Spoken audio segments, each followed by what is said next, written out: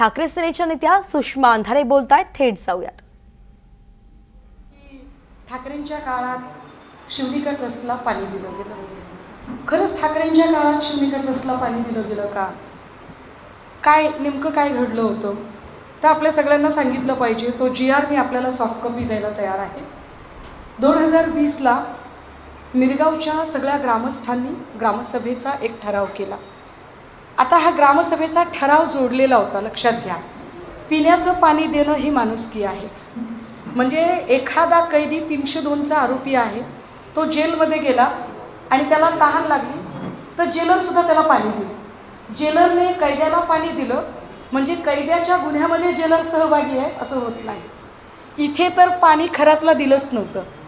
ग्रामसभेचा ठराव होता आणि ग्रामसभेच्या ठरावाला अनुसरून पाणी द्यायचं ठरलं. किती पाणी? प्रतिदिन प्रति व्यक्ती 30 लिटर क्षमतेने पाणी द्यायचं होतं. याला शिफारस कुणी केली? अर्थात तिरुपती चाकणकरांनी केली. प्रतिदिन प्रति व्यक्ती 30 लिटर क्षमतेने पाणी द्यायचं ठरलं. आणि हे पाणी एकूण गावची लोकसंख्या किती आहे त्याचा अंदाज घेऊन रोज किती पाणी लागेल एवढ्या क्षमतेचा जलकुंभ उभारला गेला.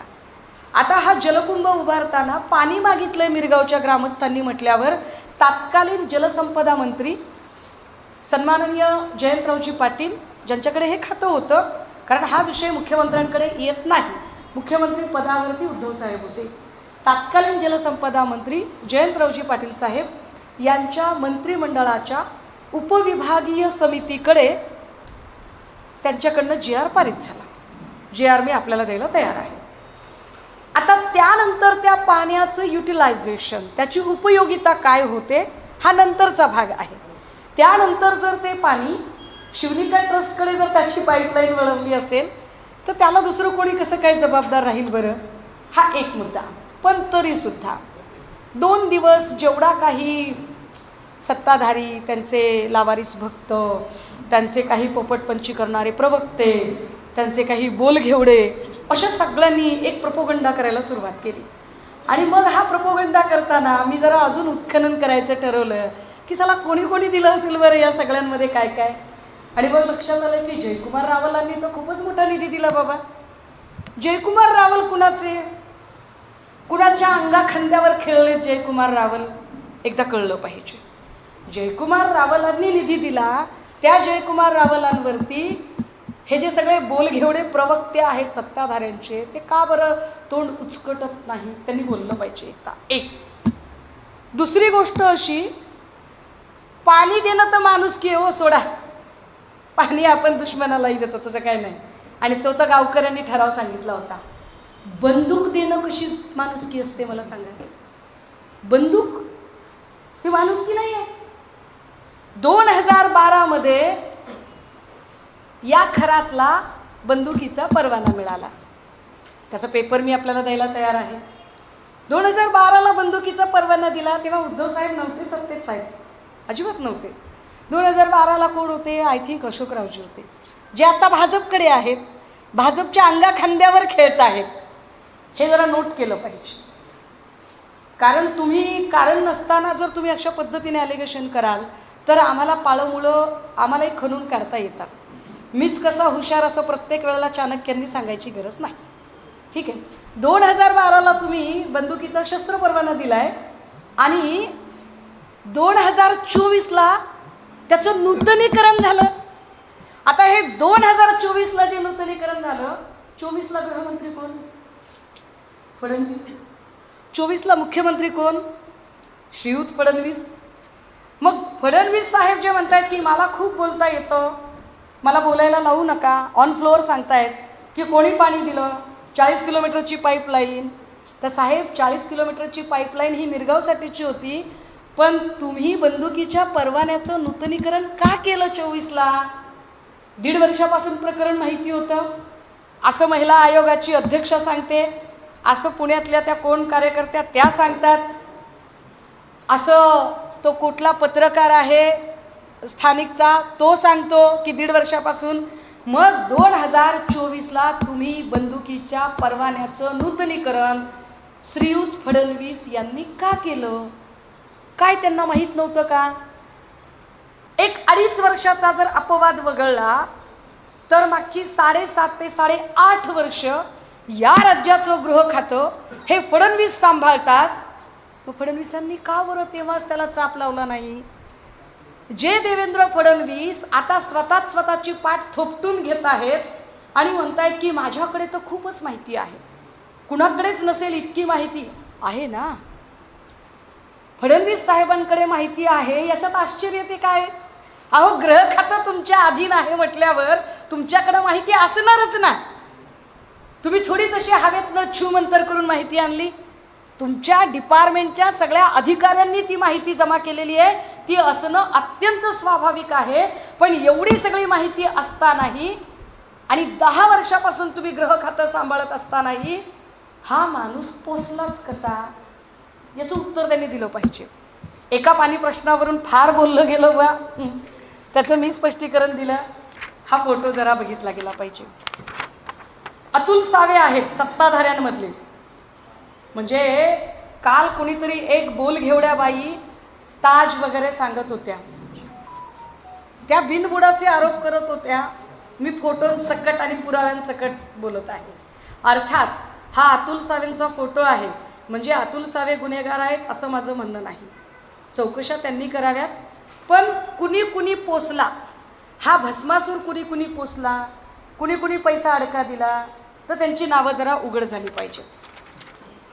हे एक गृहस्थ आहेत, अत्यंत सज्जन आहेत, तुमच्या नाशिकचे आहेत, हेमंत गोडसेची. लोकसभेची उमेदवारी मिळावी वगैरे म्हणून खूप यांचे पूजा अर्चा सगळं काही. हेमंत गोडसे एवढ्यावरती, म्हणजे हा एक फोटो आहे म्हणून का? कसला फोटो आहे हा? समोर नारळ दिसतोय, हा भूमिपूजनाचा फोटो आहे आणि हेमंत गोडसे उभे आहेत. आता या भूमिपूजनाचे पूजा कोण करत आहे? हे हेमंत गोडसे. परत एक फोटो. मागे भूमिपूजन समारंभाचं बॅनर अस्पष्ट दिसतंय, सॉफ्ट कॉपी मी द्यायला तयार आहे. आणि हे भूमिपूजन MIDCच्या शी संबंधित आहे. यातल्या सगळ्या ज्या व्यक्ती आहेत त्या सिन्नर MIDC मधल्या आहेत.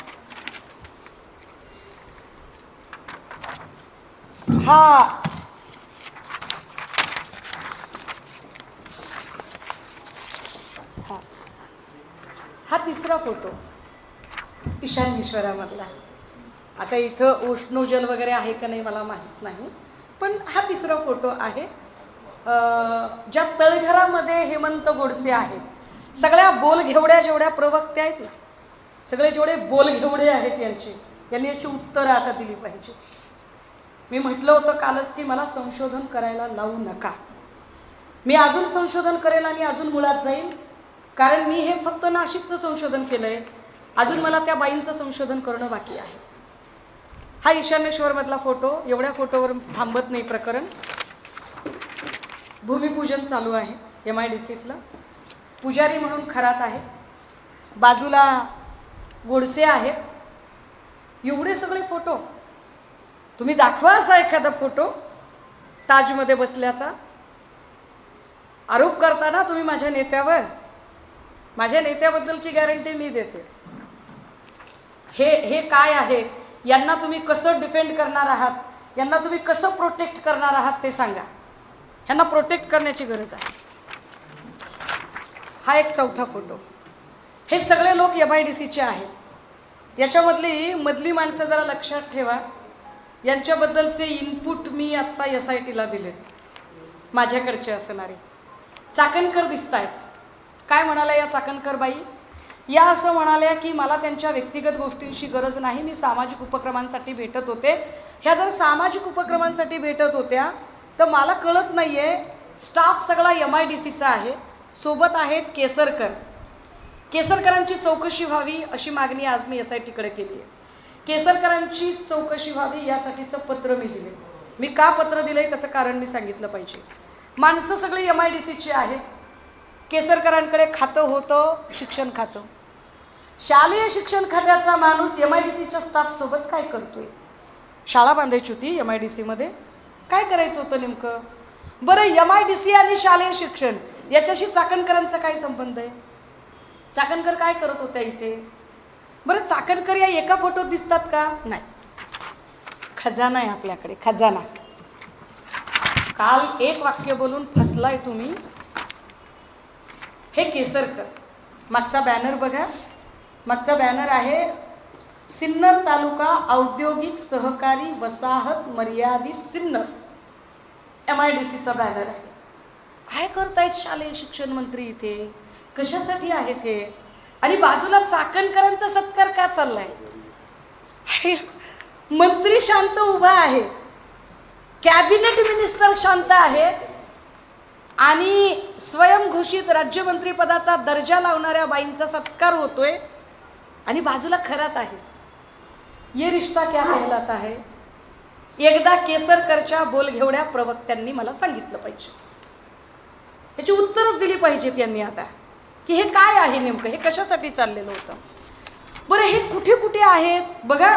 म्हणजे चाकणकरबाई म्हटलं की मला काहीच माहित नाही. कसलं प्लॅनिंग चाललंय हे? हे काय प्लॅनिंग आहे की या प्लॅनिंगमध्ये चाकणकरबाई दिसत आहे? एक माणूस समजावून सांगत आहे. कोण आहे हा माणूस? हा माणूस सिन्नर MIDC मधल्या स्टाईस असोसिएशनचा माणूस आहे. तिथलं जे काय अधिकारी कर्मचाऱ्यांचं जे काही आहे संघटन, स्टाईसचा माणूस आहे. हा माणूस अनेक ठिकाणी दिसतो. याची चौकशी झाली पाहिजे असं माझं SITकडे मागणं होतं आजचं. SITने केलं पाहिजे. हे का केलं पाहिजे? खरातचा आर्थिक स्तर या लोकांनी वाढवला, खरातला पोसला यांनी, खरातचा भस्मासूर यांनी वाढवला. केसरकर काय सांगत असतील बरं? केसरकर एखादी शाळा उभी करायला सांगतायत का खरातला? केसरकर MIDC मध्ये एखादा मराठी शाळा कशा वाचतील यावर बोलतायत का? केसरकर मराठी गोरगरीब लेकरांना पुस्तकं कशी मिळतील यावरचा प्रोजेक्ट स्टाईसच्या माणसाला समजावत आहेत का? आणि केसरकरच्या बाजूला बसून चाकणकर नेमक्या काय करत आहेत? ज्या चाकणकरांना महिला आयोगाचे प्रश्न सोडवायला वेळ मिळाला नाही, त्या चाकणकर MIDCच्या ऑफिसमध्ये बसून, विशेष बघा या तिघांचा पण MIDCशी संबंध नाही, पण MIDCचा जो सगळ्यात महत्त्वाचा माणूस आहे तो अत्यंत झुकून आदबीने या तिघांना काहीतरी समजावतोय. काय समजावतोय? केसरकरच्या प्रवक्त्यांनी सांगितलं पाहिजे. एवढ्यावर कुठं प्रकरण थांबतंय साहेब? MIDCचे सगळे अधिकारी आहेत आणि सगळ्या अधिकाऱ्यांमध्ये पुन्हा एकदा चाकणकर आहेत. चाकणकर MIDCच्या चेअरमन होत्या की महिला आयोगाच्या? MIDC मध्ये चाकणकर काय करतात आणि MIDC मध्ये शालेय शिक्षण मंत्री काय करतोय? कशासाठी आले होते हे इकडे? म्हणजे ज्या बाईंना फार काल खुमखुमी होती ट्विट करण्याची, त्या बाईंनी आता याची उत्तरं दिली पाहिजेत की केसरकर याच्यात काय करतायत? कोल्हे बिले सापडले म्हणे बाबा तिकडे, कोल्ह्याचे कानबिन सापडले म्हणे. काही कुणी लोक कोल्ह्याचं रक्त बिक्त लावून पूजा करत नव्हतं ना? अंगाला रक्त वगैरे लावून पूजा करणे असले काही अघोरी प्रकार तर होत नव्हते ना? लावत असेल तर कोण लावत असेल? काय हा प्रकार असेल? शोधलं पाहिजे. फोटोच फोटो. MIDC मध्ये कुठला तरी प्रोजेक्ट पूर्ण झाल्याचा आनंद आहे आणि केसरकर अत्यंत आदबीने उभे आहेत, बाजूला चाकणकर आहेत आणि खरात आहेत आणि अख्खा MIDCचा स्टाफ आहे. शालेय शिक्षण मंत्र्यांच्या सोबत अख्खा MIDCचा स्टाफ आणि सोबत चाकणकर, आणि या तिघांचाही या खात्याशी काहीच संबंध नाही. याच्याशी म्हणजे इथे जर उदय सामंतांचा फोटो असता तर मी समजू शकले असते की उदय सामंत MIDCशी संबंधित आहेत. ह्यांचा काय संबंध आहे या सगळ्यांशी? का आले होते ही लोक इकडे? म्हणजे हे सगळे फोटो बघता मला आश्चर्य वाटतंय. हे गोडसे, हे सगळे लोक, मी नुसत्या फोटोवरून बोलणार नाही. फोटो दाखवायला तर मी कोणाचीही दाखवू शकते हो.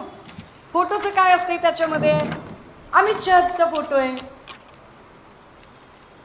अमित शहाचा पण फोटो आहे ना, पण अमित शहाचा फोटो खरात सोबत आहे म्हणजे अमित शहा गुन्हेगार आहेत असं थोडीच होतं. फोटोंवरून मी म्हणत नाहीये, पण जेव्हा फ्रिक्वेंटली फोटो सापडतात आणि वेगवेगळ्या ठिकाणचे फोटो सापडतात तेव्हा मात्र काही प्रश्न निर्माण होतात. जे प्रश्न आम्ही आता SITला समोर मांडलेले आहेत. SIT समोर इनपुट देताना जे काही त्यांच्याकडून जी काही माहिती, त्यावर मी काहीच भाष्य करणार नाही. पण मला जे मांडायचं होतं त्याच्यामध्ये मला नाशिकच्या काही पोलीस अधिकाऱ्यांबद्दल त्यांच्याशी बोलायचं होतं. होय, नाशिक जिल्ह्यातले काही पोलीस अधिकारी जे त्याच्या भक्तांच्या रांगेत उभे होते आणि ज्यांनी 1.5-2 वर्षांपासून हा गुन्हा नोंद होऊ दिला नाही, किंबहुना तो गुन्हा घेतला नाही, अशा काही अधिकाऱ्यांच्याबद्दल मी SITशी बोलली आहे. आणि मला त्याच्यावरती फार वेगळं भाष्य करायची गरज नाही, कारण माझी अडचण अशी आहे, व्यक्ती बदनाम झाली तरी चालते पण संस्था बदनाम होता कामा नये.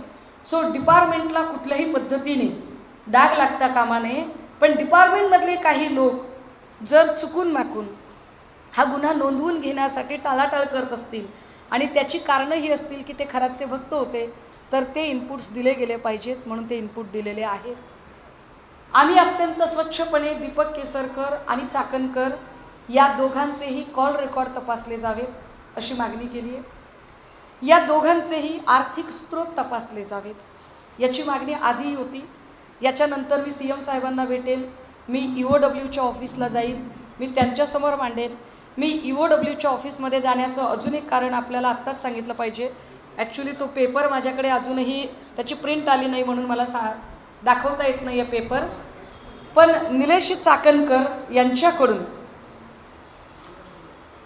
त्यांची आणि चौधरी नावाच्या व्यक्तीची कोकणामध्ये एका कंपनीत भागीदारी. कोण आहेत हे चौधरी? तर चौधरी हे तटकरेंच्या सोबत अनेक कंपन्यांमध्ये आहेत. If A is equal to B, B is equal to C, it means that A is equal to C. तटकरेंच्या अनेक व्यवहारांमध्ये जर चौधरी आहेत आणि चौधरीच्या सोबत चाकणकरची भागीदारी आहे, काय संबंध आहे? मला जी काही माहिती होती त्यातले अनेक नावं आहेत, खूप सारी नावं आहेत. म्हणजे दीपक लोंढेला ताब्यात घेतलं असेल, पण दीपक लोंढे असेल, उदय सांगले असेल, कितीतरी नावं आहेत अशी की ज्या नावांचा मला वाटतं की या लोकांची चौकशी झाली पाहिजे.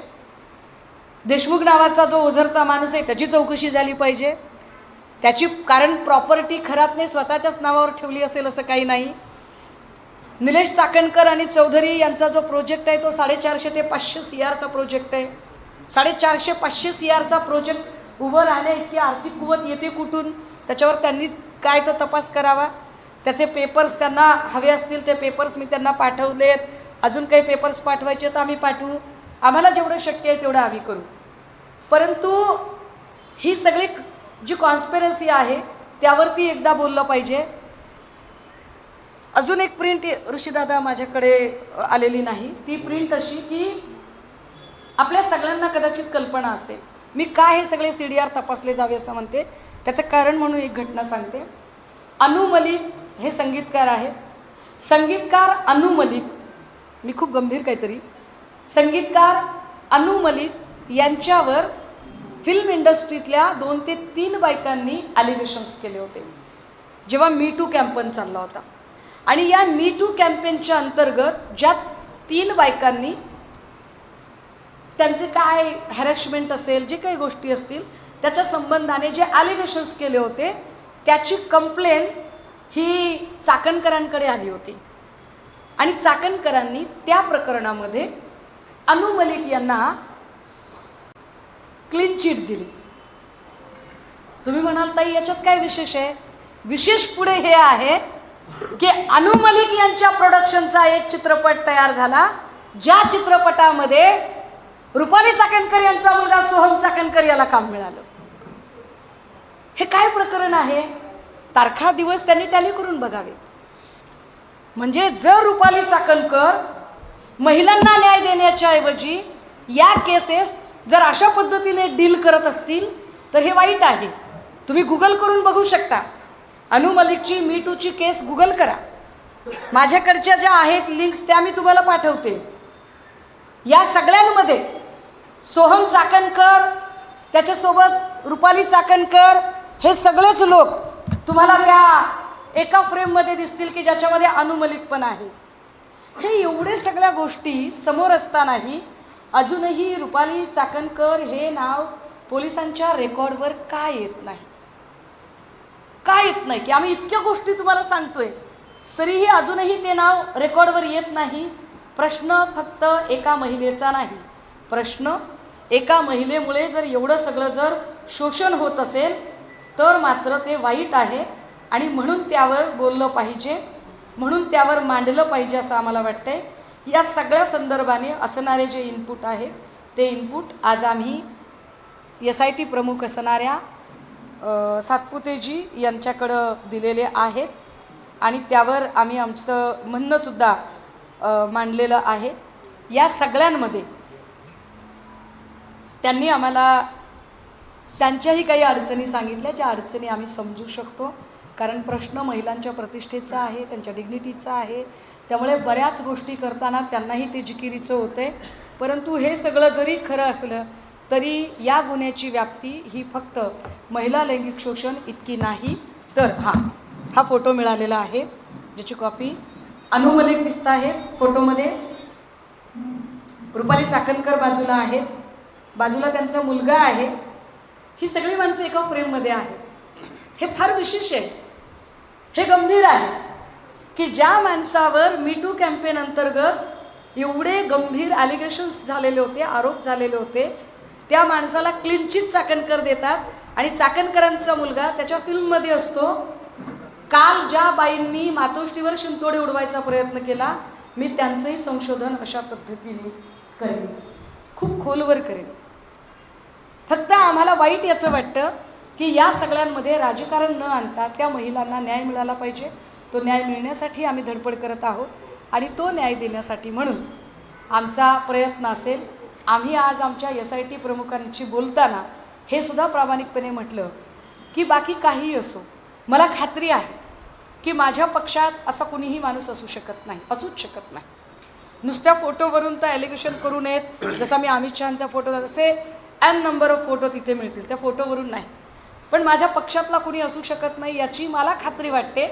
पण तसंही वाटलं त्यांना तर त्यांनी त्याची गय करू नये याचा परत एकदा पुनरुच्चार करते. पण जे लोक ऑलरेडी रेकॉर्डवर आहेत त्या रेकॉर्डवरच्या लोकांचं काय करणार आहात? हेमंत गोडसेंनी जो निधी दिला आहे, जे पूजेला बसले होते, त्यांचं काय करणार आहात? दीपक केसरकर जे वारंवार फ्रिक्वेंटली दिसत आहेत, त्यांचे आणि खरातांचे काय काय आर्थिक व्यवहार झाले, त्याचं काय होणार आहे? या सगळ्यांमध्ये एकनाथ शिंदे त्यांच्या पत्नीसह जे ईशानेश्वराची पूजा करताना दिसतात, त्याचं काय नेमकं अर्थ काढायचे? आम्ही फोटोंसकट बोलतोय ना, आम्ही पुराव्यांच्या सकट बोलतोय. तर याही सगळ्या गोष्टींचा आम्ही विनंती केली SIT प्रमुखांना की या सगळ्यांमध्ये याचा आनंद आहे की तुम्हाला मुख्यमंत्र्यांनी फ्री हँड दिलेला आहे. पण तरीसुद्धा आम्हाला कुठे ना कुठे भीती वाटते, कारण फलटण प्रकरणामध्ये जे झालं, फलटणमध्ये अर्थात SIT प्रमुख स्वतः त्या म्हणजे सातपुतेजीच होत्या आणि त्यांनी त्याच्यातल्या बऱ्याच गोष्टी की ताई त्याच्यातल्या सगळ्या आरोपींना अजूनही जामीन झालेला नाही, फलटण प्रकरणातल्या एकालाही जामीन झालेला नाही, कदाचित अंडर ट्रायलच ती पूर्ण केस त्यांची तशीच आत राहून चालेल, यावरही त्यांनी आश्वस्त केलं. ही चांगली गोष्ट आहे. लाईन ऑफ इन्व्हेस्टिगेशनचा भाग म्हणून अनेक गोष्टी कदाचित बोलता येणार नाहीत. पण या सगळ्यांच्यामध्ये आम्हाला जी सतत भीती वाटते की माननीय मुख्यमंत्र्यांकडून फक्त मित्रपक्षातल्या लोकांना चेकमेट करायचे. मी रिपीट करते माझं काय वाक्य आहे ते. माननीय मुख्यमंत्र्यांनी मित्रपक्षातल्या लोकांना फक्त चेकमेट करायचे म्हणून प्रकरणाचा गवगवा करू नये. तर या प्रकरणातली जी माणसं आहेत ती माणसं त्यांची खरंच पाळंमुळं खणून काढावी. कारण मुख्यमंत्री जेव्हा ऑन फ्लोअर पाळंमुळं खणून काढण्याची भाषा करतात, अशीच पाळंमुळं त्यांनी ड्रग्ज प्रकरणातली खणून काढायचं म्हटलं होतं. ती अजूनही खणून निघालेली नाहीत. अजूनही सातारा सावरी कुठून कुठून ड्रग्ज सापडते. या सगळ्यांवर खरं तर नाशिकमध्ये 3 महिला लोकप्रतिनिधी आहेत ज्यांच्याकडून आम्हाला बोलणं अपेक्षित आहे की त्यांनी बोललं पाहिजे. सन्मानानं आम्ही बडी भाभी वगैरे म्हणतोय, बोललं पाहिजे त्यांनी. पण बड्या भाभी पण बोलत नाहीत याच्यावर, हे वाईट आहे. जर महिलांच्या डिग्निटीचा प्रश्न आहे तर महिला लोकप्रतिनिधींनी सुद्धा बोललं पाहिजे, ही अपेक्षा आहे. आणि हीच सगळी मांडणी आपल्यासोबत मला शेअर करायची होती. थँक्यू. तुम्ही विचारू शकता.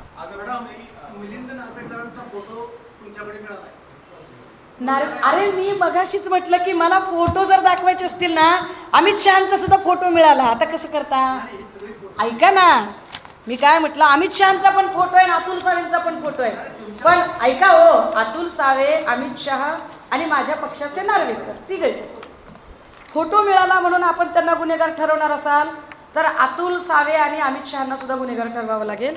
पण फोटोवरून आपण स्वतःवरून स्वर्ग गाठू शकणार नाही. हा एक वेगळा भाग आहे की अनेक लोक एकमेकांनी सांगितलं म्हणून कर्णोपकर्णी चर्चा झाली म्हणून प्रोपोगंडा झाला म्हणून जाऊ शकतात. काय जे असेल ते, जो फोटो नार्वेकरांचा दिसतो तो फोटो त्यातला चेहराही ओळखायला येत नाही. कधी 18-20 वर्षापूर्वीचा फोटो असेल, ते काय कॅप बीप आता कधीच घालत नाहीत, असं काही असेल ते, तो काही मुद्दा नाही. तरीसुद्धा मी म्हटलं की बाबा कोणी असं सापडलं तर त्याची गय करू नका. पण आता केसरकरांचं काय करायचं बोला. आपण ताई आज हे चाकणकर आणि केसरकरांना आरोपी करून चौकशी करण्याची मागणी केली. आपल्याला काय एकूणच आश्वासन देण्यात आलं आहे? खरंच त्यांना आरोपी करणार आहे, त्यांची काही इन्क्वायरी करणार आहे अशा पद्धतीने काही आश्वासन? नाही, आत्ता त्यांची जी प्रायोरिटी आहे ती प्रायोरिटी ज्या महिलांचं शोषण झालेलं आहे त्या महिलांना एक रिलीफ देणं ही जास्त प्रायोरिटी आहे. कारण त्यांच्या प्रायोरिटीमध्ये ना खूप साऱ्या ज्या पद्धतीने व्हिडिओ व्हायरल झाले किंवा खरं तर हे असं कुणी करू नये. मलासुद्धा स्वतःला वाटतं की थोडंसं आपण संवेदनशीलतेने वागलं पाहिजे. एकूणच महिलांच्याबद्दल संवेदनशीलतेने वागलं पाहिजे. त्यामुळे व्हॉट्सॲप, फेसबुक, इन्स्टा यावर ज्या पद्धतीने अगदी काही काही ठिकाणी तर ब्लर न करतासुद्धा जे केलं गेलं ते अत्यंत वाईट आहे. तर त्या सगळ्या गोष्टींनाही चाप बसला पाहिजे. आणि त्यांनी काय चर्चा केली हा भाग अत्यंत गोपनीयतेचा, त्यामुळे त्यावर मी आपल्याला नाही बोलू शकणार. आता आपण बोलता बोलता म्हणालात तर ही जी घटना आहे ते महिलांचं लैंगिक शोषणाचंच नाही आहे, आणखी काही एकूण धक्कादायक म्हणजे माहिती आहे, नेमकं काय माहिती आहे? मी आपल्याला तेच सांगितलं की समजा अशोक खरातांची पत्नी कल्पना खरात आहे. कल्पना खरात आणि तिकडे तो जो SRAचा अधिकारी भांडे, त्या भांडेची आणि खरातांच्या बायकोची प्रॉपर्टी एकत्रित मला वाटते ओझरमध्ये आहे.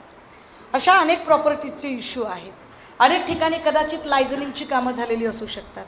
अनेक ठिकाणी कदाचित काही प्रोजेक्ट्स खराच्या सांगण्यावरनं कुणाला डिस्ट्रीब्यूट केलेत का, टेंडर डिस्ट्रीब्यूट झालेत का, काही बिडिंग झालेल्या आहेत का, आर्थिक गुन्हे शाखेशी काही संबंधित गोष्टी आहेत का, काही ठिकाणी फ्रॉड आहेत, काही ठिकाणी आमची फसवणूक झाली, काही ठिकाणी कोणी म्हटलं की बाबा नाही आम्हाला त्याने सांगताना 10 ग्रॅमची अंगठी दिली आणि मोडायला गेलो तर 5 ग्रॅमची अंगठी निघाली. हा एक वेगळा विषय असू शकतो. तर ह्या सगळ्या अनेक गोष्टी, जमिनींच्या गोष्टी असतील, प्रोजेक्ट्सची गोष्टी असतील, कंपन्या फॉर्म केलेल्या असतील, सगळ्याच कंपन्या काही कदाचित खरातने स्वतःच्या नावाने फॉर्म केलेल्या नसतील, त्याच्यात त्याचे काही जे पंटर लोक असतील त्या पंटर लोकांकडूनही झालेलं असेल, असेही काही लोक असू शकतात. सो या सगळ्या गोष्टींची चौकशी व्हावी. त्याच्यासाठी त्या संबंधित डिपार्टमेंट, आणि म्हणून आम्ही म्हटलं की एकट्या SITवर कशाला ताण ठेवताय, याच्यामध्ये अगदी CID सुद्धा असलं पाहिजे जेणेकरून तपास अजून वेगवान होऊ शकेल. किती पोलीस अधिकाऱ्यांची माहिती दिली तुम्ही SITला? मी SITला 2 ते 3 अधिकाऱ्यांची माहिती दिली. मी ती माहिती आपल्याला नाही शेअर करणार कारण हा तपासाचा भाग आहे. कर्मचारी आहेत का वरिष्ठ अधिकारी आहेत, नेमकं कोण आहेत, म्हणजे काय ज्या अर्थी एखादी FIR रोखण्याची हिंमत केली जाते त्या अर्थी निश्चितपणे कोणीतरी महत्त्वाचेच असू शकतात. सध्या कार्यरत आहेत ते अधिकारी? असतील नसतील काय सांगावं. तुम्ही MIDCचा वारंवार उल्लेख करताय सिन्नरच्या. नाही, मी फोटो दाखवले साहेब. फोटो दाखवले. नेमकं काय तुम्हाला म्हणायचं, म्हणजे ते फोटो आता तुमच्यापर्यंत फोटो आले, अगदी बैठकांमधले फोटो आहेत, TV मधले फोटो आहेत, नेमकं काय घडलं ते तुम्ही जरा उलगडून सांगा. तेच मला म्हणायचंय. एका कपोलकल्पित गोष्टीवरून काल शाह सेनेचे लोक खूप जास्त बडबड करत होते. तर त्यांना आम्ही विथ प्रूफ काही प्रमाण दिलेले आहे की केसरकर हे अजिबात MIDCशी संबंधित नाहीत. मग केसरकर का गेले होते तिथे? चाकणकर अजिबात MIDCशी संबंधित नाहीत. मग चाकणकर का गेल्या होत्या तिकडे? खरातचा तर दूरदूरपर्यंत संबंध नाही, पण त्यांच्या भोवताली सगळा MIDCचा स्टाफ आहे. हे कुठली कंपनी फॉर्म करायची होती का? कुठला प्रोजेक्ट होता का? कुठलं काही टेंडर बिडिंग आहे का? नेमका काय विषय आहे तो विषय त्यांनी शोधून काढावा. त्यांना दिलेत आम्ही ते फोटो, एक प्रत आम्ही दिली, SITला पण एक प्रत दिलेली आहे. आमचं उलट म्हणणं आहे की चाकणकर, केसरकर, खरात आणि संबंधित जी काही नावं आहेत 2-4 ज्यांच्यावरती FIR वगैरे झाले आहेत, ह्या सगळ्या लोकांचे कॉल रेकॉर्ड तपासले गेले पाहिजे. आणि नरहरी युवा यांचा पण एक व्हिडिओ समोर आला आहे. त्यांनी आज मुख्यमंत्र्यांना असं सांगितलं की छोटे छोटे व्हिडिओ क्लिप करून एकत्र करून टाकले मुख्यमंत्री असं म्हणतात तर तुम्ही या संदर्भात तक्रार द्या, मग आपण बघू का. नाही, मला खरंच मला ना हे फार असं याच्यावर बोलायला पण अजिबात छान वाटत नाही आहे दादा. कारण एखाद्याच्या काहीतरी खाजगी क्षण असतील, काही असेल त्याचं. आणि विशेष म्हणजे ज्या 2 लोकांचा व्हिडिओ असतो ना, त्याच्यातल्या कुणा एकाचं त्याच्यावर ऑब्जेक्शन नाही. महत्त्वाची गोष्ट, जर ते ऑब्जेक्शन नाही आणि विथ कन्सेंट काही जे असेल ते असेल, तर त्यावर आपण काय बोलायचं काही कारणच नाही. ऑब्जेक्शनेबल हे आहे की शासकीय हां, आपण त्याच्यावर नक्की बोलू शकतो. मला असं वाटतं की ते लागू सगळ्यांनाच होतं. आणि त्या न्यायाने जर म्हटलं तर ऑब्जेक्शनेबल हे पण आहे की MIDCच्या कार्यालयामध्ये ज्यांचा काहीच संबंध नव्हता ती लोक काय करत होती, त्यांच्यासमोर झुकून हे सगळे अधिकारी कर्मचारी काय करत होते. पण भविष्यात काही खरातांची काळजी घ्यायला लागेल का कारागृहामध्ये? घ्यावी, कदाचित ते घेतील. कारण खरातांच्या जीविताची सुरक्षितता ही महत्त्वाची आहे. खरात फार चांगला काहीतरी पुण्यवान आहे म्हणून नाही, खरातकडून अनेक सत्य बाहेर येणं बाकी आहेत म्हणून. आणि म्हणून मगाशी मी जे वाक्य वापरलं की फक्त मित्रपक्षांना चेकमेट करण्यापुरती याची व्याप्ती असू नये, तर लॉजिकल एंडला प्रकरण जावं, यासाठी गृहमंत्र्यांनी मनापासून प्रयत्न करावे. काही याआधी पण अनेक म्हणजे आता हे एक प्रकरण आहे, पण याआधी असंख्य वेगवेगळ्या घटना होत्या की ज्यामध्ये सुरुवातीला एक तपास एका दिशेने जातो